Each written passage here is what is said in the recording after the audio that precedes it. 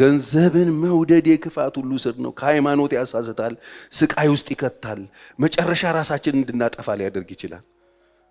በብዙ ስቃይ ራሳቸውን ማንም አይደለም የሚወጋቸው። ገንዘብ የሚወዱን ሰዎች ራሳቸውን ነው የሚወጉታል።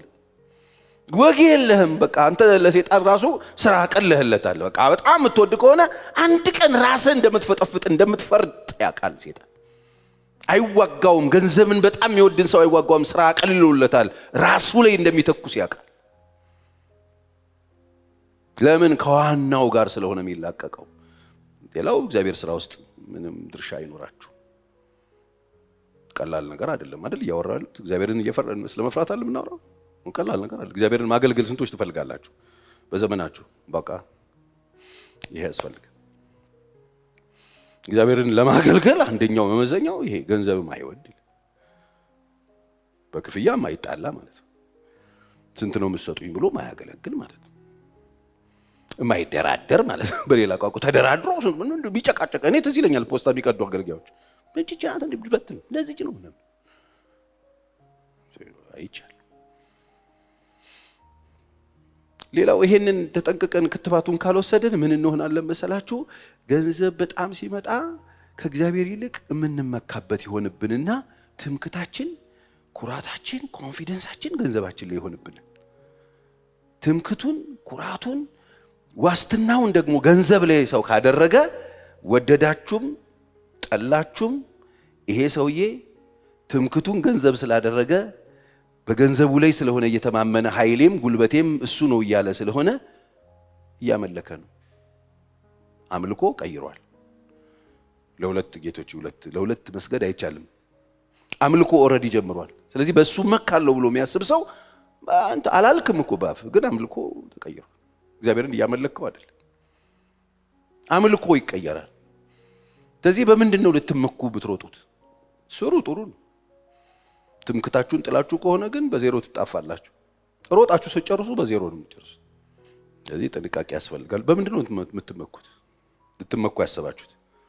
በሚመጣው ዘመን በገንዘቤ ነው የምመካው፣ በሚመጣው ዘመን በእውቀቴ ነው የምመካው፣ በሚመጣው ዘመን በሰራውትና ባፈራውት ንብረት ነው የምመካው፣ በሚቀጥለው ዘመን በሰራውት ፎቅ ነው የምመካው፣ በሚቀጥለው ዘመን እግዚአብሔር በሰጠኝ ሀብት ነው ምናምን ያላችሁ ከሆነ ኦሬዲ አምልኮአችሁ ልትቀይሩት ነው። አምልኮ ኦሬዲ ይዞራል። እግዚአብሔርን እያመለካችሁ አትኖሩ። አምልኮአችሁም አምላካችሁም ይቀየራል። ገንዘብን መውደድ ይዟችሁ የሚሄድበት ገደል ብዙ ነው። ስለዚህ ጥንቅቅ ብለን ክትባቱን እየተከተልን እየተፈታተሽን አስተውለን ረግጠን መሬት በስነ ስርዓት ነገም ከነጎዲያም ለዘላለም ትምክቴ አንተ ነህ ብለን ዛሬ ያልነውን ነገም እንደምንለው እርግጠኛ መሆን አለብን። አሁን እንደምንዘምረው ትምክቴ የአይኔ ማረፊያ የዘላለም ዋስትናዬ ህይወቴ ኑሮዬ ጉልበቴ አቅሜ የአይኔ ማረፊያ አንተ ነህ የምንለው ከሆነ ዛሬ ነገም እንደምንለው እርግጠኛ መሆን አለብን። የሚመጣው ነገር እንዳይቀይርብን። ትናንትና ትምክታቸው እግዚአብሔር የሆነ ትናንትና ስግደታቸው ለእግዚአብሔር የሆነ ትናንትና ኩራታቸው እግዚአብሔር የሆነ ትናንትና ተስፋቸው መተማመኛቸው እግዚአብሔር የነበረ ትናንትና በእግዚአብሔር ላይ ጓደዱ የነበሩ እግዚአብሔር አለልኝ ብለው የሚዘምሩ ሰዎች አሁን ተቀይሯል። የብዙ ሰዎች አምልኳችሁ ይቀየራል። የህይወት ዋስትናችሁ ይቀየራል።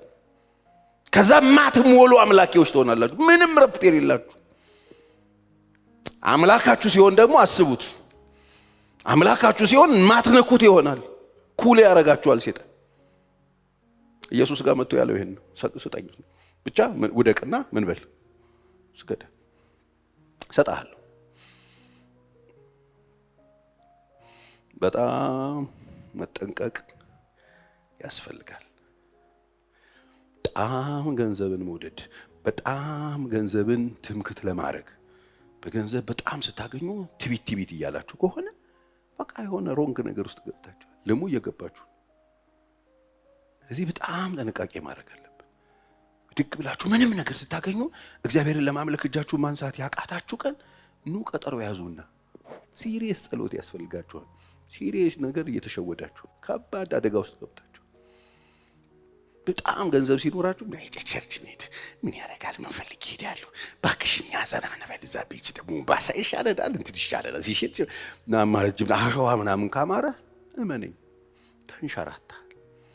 እግዚአብሔርን ለማምለክ አቅም ስታጣ፣ በፊቱ ለመሆን አቅም ስታጣ፣ ለመጸለይ አቅም ስታጣ፣ መንበርከክ ሲያቅት፣ ስሙን ለመጥራት ሲከብድ ሲከብድህ መተማመኛ ኩራት ስትናገር ራሱ በዛ ቀብረር ያልክ በዛ ነገር ከሆነ ኦሬዲ ባክ አርጋል ወድቃል።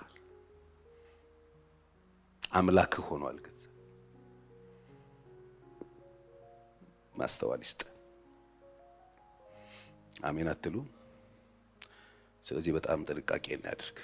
ገንዘብን መውደድ ወይም በገንዘብ መመካት በዓለም ላይ ያለ ባህሪ ነው። በጣም ተጠንቀቁ። አንዱ ባህሪ ዓለም ላይ ዮሐንስ የነገረን እሱ ስለሆነ አንዱ መመኪያቸው ጉልበታቸው ምናምን አይደለ? በገንዘብ መመካት ዓለም ላይ ያለ ባህሪ ነው። ማን ይፈራል? ሀብት ሲኖር ማን ትፈራል? ሀብት ሲኖር ምንድነው የሚከለክል? ንግግርህ አትቀራት ምንም ነገር እኮ ነው የምታወራው። ችግር የለብህም። የምትፈራው የምታፈራው አይኖርብህም። ልክ ነው የምትሆነው። ስድ ነው የምትሆነው።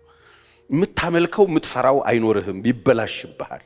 ጥንቃቄ። ይሄን እያልኩ ያለሁት ብሩ ችግር አለበት እያልኩኝ እኮ አይደለም። አስተሳሰቡ ነው። አይን ከታመመ ሁሉም ነው የሚታመመው። ብሩ እኮ አይደለም ችግር የሆነው፣ ያንተ አስተሳሰብ ነው። ሲመጣ በአምላክህ ከቀየርከው፣ አምላክህን ከቀየርክበት ተበላሸ ነው እያልኩ ያለሁት። ይምጣ አምላክ ግን አንቀይር። እስቲ ይምጣ አምላክ አልቀየርም በሉ። አዎ ይምጣ መሰግድለትን አልቀየርም በሉ። አዎ እንደሱ ነው እያልኩ ያለሁት። መምጣቱ ጥሩ ነው። ሲመጣ ግን አንቀይርም ነው። የመጣው ነገር ሲመጣ በልናውጣ ምንለው ጌታ ሎዶቅያ እኮ እንደሱ ነው ያረጋችው እኮ። ቤተክርስቲያን እኮ ናት።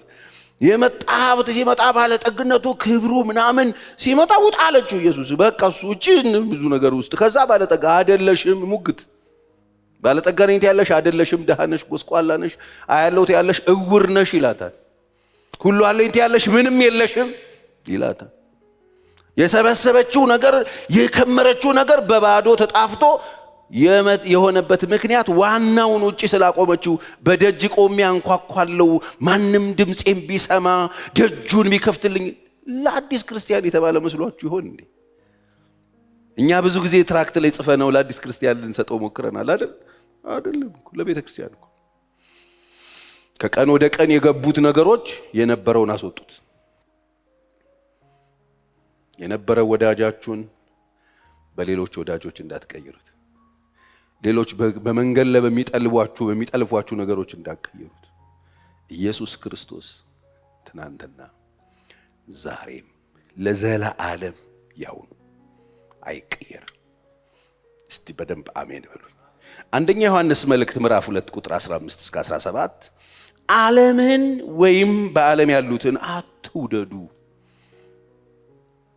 ዓለምን ወይ በዓለም ያሉትን አትውደዱ፣ በሱ ፍቅር አትውደቁ። አንድ ፍቅር ይጣላችሁ፣ በአንድ ፍቅር ውደቁ። እሱም በሚወዳችሁ ታማኝ በሆነው ርቃኑን በቀራንዮ መስቀል ላይ በተሰቀለላችሁ ፍቅር አንድ ጊዜ ውደቁ። 30 ቦታ በ30 ነገር ወይ ዓለምና በዓለም ላይ ባለ ጉዳይ በፍቅር አትውደቁ፣ በሱ አትውደቁ፣ አትውደዱ እሱን። ለምን? በዓለም ያለው ሁሉ በዓለም ያለው ሁሉ እርሱም የሥጋ ምኞት፣ የዓይን አምሮት፣ ስለ ገንዘብም መመካት።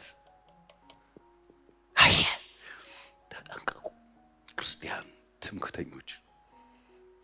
ፕራይስ ጋድ ምናምን እያላችሁ ትምክታችሁ የምትቆነኑት ሳንቲም ላይ ከሆነ ተመለሱ። ምክር ነው። እዚህም እዛም ያሉ እንዲሰሙት። ስለ ገንዘብ መመካት ከዓለም ስለሆነ እንጂ ከአባት ስላልሆነ፣ ከአባት አይደለም፣ ከአብ ዘንድ አይደለም፣ ከአባታችሁ አይደለም ስላልሆነ ማንም ዓለምን ቢወድ የአባት ፍቅር በእርሱ ውስጥ የለም። እንዳትሳሳቱ፣ የአባት ፍቅር የለበትም። ዓለምን የሚወድ ሰው፣ በገንዘብን በጣም የሚወድ ሰው የእግዚአብሔር ፍቅር እሱ ውስጥ የለበትም ብሎ አራቱት። እንዳትመኩበት ትምክት ስለሆነ እሱ። የኛ ትምክት የሰራዊት አምላክ እግዚአብሔር ነው። ትምክታችን ትናንትና በኃጢአትና በበደል በሙታን በነበርን ጊዜ ከክርስቶስ ጋር ሕይወትን የሰጠን የሰራዊት አምላክ እግዚአብሔር ነው ትምክታችን። ሌላ ትምክት አይመጣም ወደፊት። በጣም ስናድግ፣ በጣም ትልቅ ህንጻ ስንሰራ፣ በጣም ጥሩ ነው፣ ሌላ አይቀየርም። ትምክታችን ክርስቶስ ነው። ኢየሱስ ክርስቶስ ያድናል። እሱ የዘላለም ጌታ ነው። ሕይወት ሰጥቶን የጀመርነው ሌላ ትምክህት የለን። በአፊት መቆሚያችን እሱ፣ መኖሪያችን እሱ፣ መታያችን እሱ፣ ለዛሬም እሱ፣ ለነገም እሱ፣ ለዘላለም እሱ፣ ሁሉ በርሱ ደግሞን ከርሱ ለሱ ነው የሆነለት። ሌላ ትምክህት የለን። ቆይታችሁ የቀየራችሁ ሰዎች፣ በአይን አምሮት የቀየራችሁ ሰዎች፣ በገንዘብ በጣም ተተመክታችሁ የቀየራችሁ ሰዎች፣ ምንም የማይሞቃችሁ የማይበርዳችሁ የዘመኗ ቤተክርስቲያን እኮ ውስጥ ወድቃለች ወገኖች። የማይደንቀው ምንም የማይደንቀው የእግዚአብሔር ቃል የማይገርመው መንፈሳዊ ነገር የማይገባው በቃ ጠብ የማይልለት በጣም ብዙ ቁንዝራም እኮ ተፈጥሯል። ማአት ቤተክርስቲያንን ሌላ ችግር ውስጥ ይዞ እየገፋ ያለ ውስጥ እኮ ቁጭ ብሎ ውጭ ቢሆን አሪፍ ነበር፣ አናስገባ ምንል ነበር። ውስጥ ግን ገባ እንዴት እናወጣዋል? ውስጥ ቁጭ ካለ እንዴት ታደርገዋለህ? ትምክቱ እሱ ከሆነ ኩራቱ እሱ ከሆነ በቃ በሀብቱ ስብከት ሁሉ ሊያዘጋጅልን ይፈልግ የሆነ ነገር የእግዚአብሔር ነገር ላይ እንዲሽቅብል ሲያስብ የእግዚአብሔር ፍቅር እሱ ውስጥ የለም ይል። እሱ ውስጥ ያለው የገንዘብ ፍቅር፣ እሱ ውስጥ ያለው ዓለማዊነት፣ የዓለም ፍቅር፣ እግዚአብሔር ፍቅር በእርሱ ውስጥ የለም ይል። ይሄ ባህሪ የዓለም ባህሪ ስለሆነ ክትባታችሁን ውሰዱ። ስለዚህ ዘመን በጣም ይዞ የሚመካ ሰው አምላኩን እንደቀየረ ነው መጽሐፍ ቅዱስ የሚነግር። ትምክቱን ወደዛ ካዞረ ከእግዚአብሔር ጋር አይደል፣ የእግዚአብሔር ነገር እሱ ውስጥ የለም። አምልኮ እግዚአብሔር ሳይሆን ገንዘብ ሆኗል ማለት ሌላ እኮ አይደለም። አሁን ገንዘብን ቆልሎ ይሰግድለታል እኮ አይደለም። በገንዘብ ፍቅር ከወደቀ ለወደቀለት ነው የሚሰግደው። ለዚህ እኮ ነው ኢየሱስ አንዱን ይወድና አንዱን ይጠላል፣ አንዱን ይቀርብና አንዱን ይርቃል። መጽሐፍ ኢየሱስ እኮ ይሄን ያለው። ኢየሱስ መጥቶ እንደው አደራችሁን ጂኒን ምናምን ተጠንቀቁ አላለንም። ሁለት ሴቶችን የና ሰይጣን ያለ ነው አላለም። ኢየሱስ ራሱ አላለም። መጥቶ ሲነግረን ይሄ በጣም ሲሪየስ ክትባት ስለሆነ ከተባንተ በእናንተ ገንዘብን ፈራጅና አካፋይ ያደረገ ስቅንቅናም ስለሚስቀነቀር የወንድሙ ሊነጥቅ ለመጣው ሰውዬ ሄድ ከዚህ እንደዚህ አይደለም። አትጎምጅ ተጠንቅቀል። የሰው ህይወቱ በገንዘቡ ብዛት አይደለም። ተጠንቅቅ። ምንድነው እየነገረን ያለው? ገንዘብ ሲበዛ ህይወትህም ረፍትህም ይበዛል አላለም? ተጠንቅቁ። ዛሬ ማታ ሁላችሁንም ቢሊየነር ቢያረጋችሁ ረፍታችሁ አይጨምር። ምናልባት ፈጠት አድራል ምን እንደተወጋ ሳታውቅ እንቅልፍህን ተነጥቀል ታድቅ ትችላለህ። እንዳይመስሎት ነው ብዙ ሰው እስቲ ይምጣና ይላል። ታይቷል እኮ ሲመጣ እኮ ታይቷል። ሰው ጃኬት ተቀየርኩ ብሎ አይደል እንዴ ስሜን ልቀይር ያለው? ደሞዝ ጭማሪ አይደል እንዴ ጸባያችን የቀየረው? ትንሽ ነገር አለ ኩራት ያለን ሀምብልነታችንን ያጠፋው ጨዋነታችንን የነጠቀን ሚስት ልንቀይር ያልነው አይደለም። በወፍጮ ሱሪውን እንደዚህ አስይዞ የመጣ ሰውዬ ትናንትና ሚስቱን ልነቀስሽ ብሎ ደግሞ ተነቅሶ አንዳንድ ሰው የሚስቱን ብዙ እንፈታታሽ አለ። እዚህ ላይ የሚስቱን ስም የተነቀሰ ብዙ ሰው ግን አሁን ልቀይር አለ። ምን መጣ? ገንዘብ ሀብት መጣ። ሚስት ልቀይር ይችኛዋ የክፍለ ሀገር ናት አትሆንም። ሚስት ልቀይር ሌላ ፍሪዝ እንዲህ የምታክል ይችኛዋ አትክልም አይደለም። ምንድነው የመጣው? አያችሁ አምላክ አይደለም ሚስትህን ያስቀይርሃል። ስምህን ሀገር ቤት አባት እንዶ መካሻ ብለው ያወጡልን ስም መጥተህ ከተማ ላይ የፋራ ይመስልና ልቀይር ትላለህ። ስም ማን ሰው ስሙን ቀይሮ የክፍለ ሀገር ስሙን አባቱ ያወጡለት ለምን? አሁን ምን መጣ? ከዚህኛው ፍራንክ ጋር አይሄድማ። ስሙን ልቀይር ስሙ አሁን ገንዘብ አይደል እንዴ? ጾታን ቀይር የደሃ መሰላችሁ እንዴ? ጾታ መቀየር ጾታ የሚቀይሩት ምን ስለመጣ? ገንዘብ። አፍንጫን ቀይር ምን ስለመጣ? ገንዘብ እኮ እንዴት ባለጌ እንደሚያደርግ ካለ ግንዛቤ ከመጣ ለምን እንደመጣ ማታውቀው እግዚአብሔር አይስጣችሁ አሜን ብሉ። ለምን እንደሚሰጥ ሲጀምር ለምን ነው የምትፈልጉበትን ጉዳይ ወቁት። መጀመር ቁጭ ብለህ ከምንዱ ላጭ ባላጭ ከመቶን መጀመሪያ ምንድነው የምትፈልገው? ከዛ ለምንድን ነው የምትፈልገው? ከዛ ማን ነው የሚሰጥ? እንዴት ነው የሚመጣው? ቁጭ በልና ስራ። አሁን ከዛ ለምን አንዳንድ ሰው የነቀለ ይጥለዋል ሴጣን። እንኳን እንዲህ ብለው አይደለም እሱ ራሱ ልስጥህ ነው እኮ የሚል ችግር የለ አንተ ውደቅ እንጂ እኔ እሰጥሃለሁ እኮ የሚል አጋንንት ያለበት ዓለም ላይ ነው ያላችሁ። ስለዚህ ተጠንቀቁ። ገንዘብን ምን ፈልገው ለመርዳት እንደሱ ነው የሚለው መጽሐፍ። ገንዘብ ከፈለግን ገንዘብ ከመጣ ለምንድን ነው ካልከኝ ለወንድሞቻችን መርዳት ለማካፈል። ስንት ሰው ነው ለዚህ ገንዘብ ይፈልገው? ገንዘብ ቢሰጠኝ ሰራለታለሁ ወንድሜን አይደለም ወይ? የብዙ ሰው ሆድ ዕቃ የሚጮኸው ምንድን አምጣ አምጣ አምጣ የሚለው ለምንድን ነው? ቢሰጠኝ እኔ ያሳያል። የዛኔ በችግሬ ሰዓት ከልክሎኝ እንደዛ በጣም በፊት ለፊቴ መኪና አድርጎ አልፏል። ገንዘብ ባገኝ እኔ የተሻለ ገዝቼ ጭቃ እየረጨው ተዋይ አይደለም ፈልገው አይሰጥም። እግዚአብሔር እንደዚህ የሰው ጨጓራ ለመላጥ ለምን ይሰጣል? በሽተኛ ሰውዬ እኮ ነው። ሰው ለመግጨት ይሰጣል እግዚአብሔር ገንዘብ። ጂኒ ይሰጣል ይሰጣል። የደረሰች ነፍሰ ጡር እንድትረግጥ ይሰጣል። አብደ ሄደ ሰው እንድትጨርስ ይሰጥ ይችላል። መጨረሻህን ሸዋሮ ቤት ሊያረግብህ ማለት ነው። እግዚአብሔር ሲሰጥህ ግን ከእግዚአብሔር ከፈለጋችሁ ግን የእግዚአብሔርን ሥራ ለመስራት ተቀበሉ። በቃ አሁን ከዛሬ ማታ ጀምሮ ገንዘብ የምትፈልጉበት ምክንያታችሁን ወቁት። ገንዘብ ይመጣው ህብረት ባንክ አስገባዋለሁ፣ ወጋገን አስቀምጠዋለሁ፣ ወራ አቢሲኒያ ራሱ ከዛስ በቃ ገንዘብ ለማስቀመጥ ከሆነ ምን ለምን ይፈልጋችሁት? በመጀመሪያ ቆይ ያላችሁን ነገር በትክክል እየተጠቀማችሁ ነው ወይ? የሰጣችሁን ነገር እየተጠቀማችሁበት የምትኖሩበት ጉዳይ ከገባችሁ ማለት ነው። መጽሐፍን የሚነግረን እሱን 6:17 አንደኛ ጢሞቴዎስ በአሁኑ ዘመን ባለፈው ነካ አድርጌላችሁ አልፌያለሁ። በአሁኑ ዘመን ባለጠጎች የሆናችሁም ልትሆኑም ደግሞ እያኮበከባችሁ ያላችሁ ሰዎች ለምንድን ነው ባለጠጋ የምትሆኑት? እወቁት። በቃ የእግዚአብሔር ቃል ሲመክር ምከር የተባለው ይሄንን ነው። በአሁኑ ዘመን ባለጠጋ የሆኑት ላንብብላችሁ ከቁጥር 17 ጀምሮ። በአሁኑ ዘመን ባለጠጎች የሆኑ የትዕቢትን ነገር እንዳያስቡ። እኔ አይደለሁም የትዕቢትን ነገር ዝም ብላችሁ በቃ ቆዳህን አታጥብብን። በትዕቢት ትዕቢተኞች፣ የመጨረሻው ዘመን ምልክት ትዕቢተኞች፣ ከዛ ደግሞ በትዕቢት የተነፉ የሚል ቃል አለ እኮ። ትዕቢተኛ አለ፣ ከዛ ደግሞ የተነፋ አለ። ሚነፋ አሰብከው? ትዕቢትና በትዕቢት መነፋት እኮ በጣም ትዕቢት ሲያድግ በጣም ንፍት ማለት ነው። እንደሱ ነው። በትዕቢት የተነፉ አፉፋ አርገ ስትነፋው ውስጡ ምንድነው የሞላው? አየር እኮ ነው። አየርም ይይዛል። አየር ይዞ ትንሽዬ ንፋስ ሀገር ይዛው የምጠፋው ነገር የትዕቢትን ነገር እንዳያስቡ። ምን ማለት ነው? በአሁኑ ዘመን ትምክታቸው ገንዘብ ሆኖ ገንዘብ ትምክት ሲሆን ትዕቢተኛ ትሆናለህ። የትዕቢትን ነገር እንዳያስቡ የትዕቢትን ነገር እንዳያስቡ ደስ እንዲለን ሁሉን አትረፎ በሚሰጥ ሁሉ ምን ብሎ ተረፍ አድርጎ በሚሰጥ በሕያው እግዚአብሔር እንጂ በሚያልፍ በምንም ቢል በሚያልፍ ምን ባለጠግነት ያልፋል። አይገርማችሁ?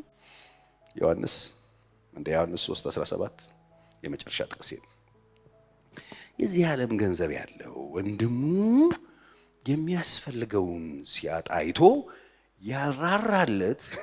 የዚህ ዓለም ገንዘብ ያለው ሰው ችግረኛ አይቶ ወንድሙ አጥቶ ቸግሮት እንደሚያስፈልገው እያየ አውቆ ያራራለት ማንም ቢሆን ደስ ይለኛል። በቃ እዚህ ጋር ማንም ቢሆን ትልቅ ትንሽ የተናቀጠ ባራ አገልጋይ ማንም ቢሆን የእግዚአብሔር ፍቅር በእርሱ እንዴት ነው የሚኖረው ታስረዱኛላችሁ ወይ ይላል ዮሐንስ።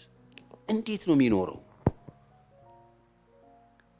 ገንዘብ ኖሮት ወንድሙ የሚያስፈልገውን አጥቶ ሲያጣ እያየ የማይራራለት የማያካፍለው የማይረዳው ሰውዬ የማያግዘው ሰውዬ እሱ ውስጥ እንዴት ማለት ጥያቄ ነው እኮ የሚጠይቀው። እንዴት ነው የእግዚአብሔር ፍቅር ማለት እግዚአብሔርን አውቀዋለሁ እግዚአብሔርን ወድጄዋለሁ የእግዚአብሔር ፍቅር እኔ ውስጥ አለ ብሎ ይሄንን ማድረግ ካቻለ እንዴት ነው የእግዚአብሔር ፍቅር በእርሱ የሚኖረው?